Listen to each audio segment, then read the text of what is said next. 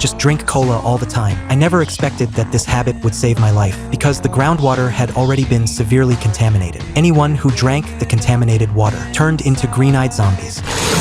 Luckily, I only drank cola and never water, and my little sister only drank formula made with bottled water, so neither of us was infected. But this thirsty man wasn't so lucky. After he gulped down the contaminated water, he soon started getting a headache. When he got home, he was horrified to discover that his teeth had turned green. While he was still confused, he suddenly heard his wife screaming upstairs. The next second, his body suddenly mutated, and he rushed toward his wife who was taking a shower.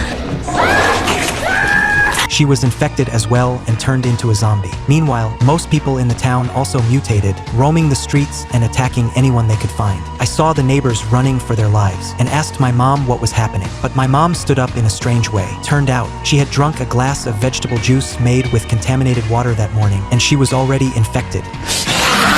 I was terrified. I tried to calm her down, but she couldn't understand me anymore. With no other choice, I ran outside. Just as my mom was about to catch me, a driver immediately got out of his car to check, telling me to hurry back inside because the entire town was filled with zombies. Then he drove away. At that moment, several zombies rushed toward me. I desperately grabbed my mom by the legs and dragged her back home. Luckily, just 1 second before the zombies reached us, I managed to pull her inside. To keep my mom from hurting my sister, I locked her in the bathroom, but my sister's cry made the zombies outside even more agitated. With no other option, I covered the stroller with toys to muffle the sound. As my sister's crying slowly faded, the zombies outside finally calmed down. Suddenly, the roar of aircraft echoed outside. It turned out the military, to prevent the virus from spreading, had blown up the only bridge out of town and cut off the power. The next day, I tried to call for help, but my phone was completely dead. Watching my sister cry from hunger, I did what my mom used to do and mixed formula for her with bottled water. Then, so my mom wouldn't starve, I took some vegetables and walked into the bathroom. I only wanted her to eat something, to ease her hunger, but my sister followed me in. The next second, my mom attacked my sister. I was terrified. I quickly grabbed the vegetables to lure my mom into the living room, but she accidentally knocked over the TV cabinet.